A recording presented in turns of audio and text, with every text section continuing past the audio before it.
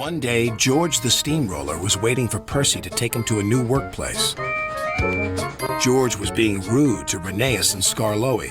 "You're just worn-out wheels on worn-out rails." "You need rocks for your roads," replied Skarloey, "and we're helping you." "I need to flatten little engines in the scrapyards," retorted George. Then Percy arrived to take George away. He was still rebelling. "Railways are no good. Turn them into roads." The little engines were pleased to see him go. George grumbled all the way to the old branch line. He was going to turn it into a road.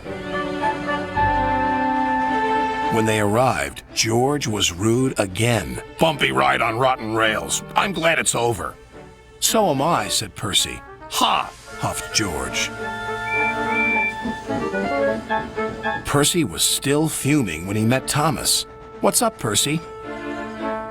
"It's George. He makes me feel down." "Just ignore him," puffed Thomas.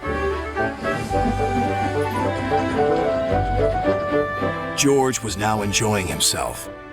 "Ripping up rails," he chortled. "What a life!" "What do you think of this, Thomas?" Thomas took no notice. George felt insulted. "You're a useless blue puffball." But Thomas didn't hear. "I'll show him who's boss." At last, the workmen reached the level crossing.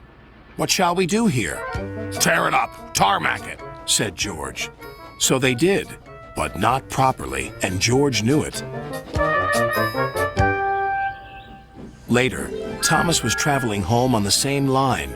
He was pulling freight cars filled with vegetables. The signalman had forgotten to warn his driver about the crossing. "That's nice. We don't need to stop," said Thomas happily. "Yes, we do," called his driver. But it was too late.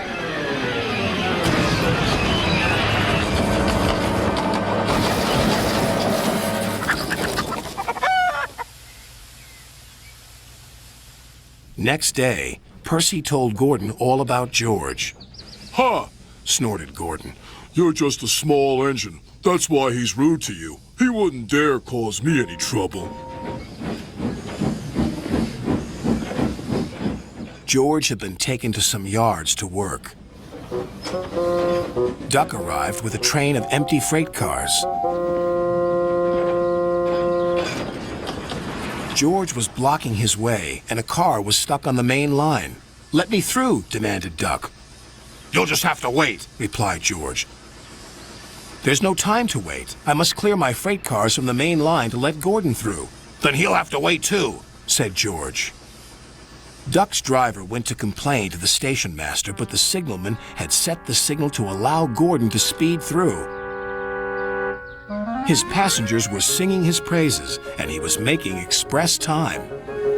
"I'm the greatest! Just watch me fly by!" He whistled long and loud as he approached the station.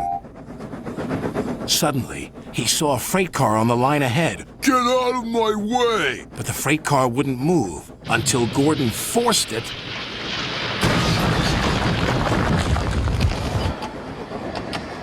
By accident.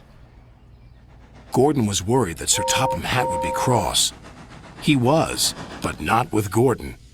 "Whoever caused this disturbance will have me to answer to." And he did, a few days later. "Look who's here," said Thomas. George had been found out by Sir Topham Hatt and punished.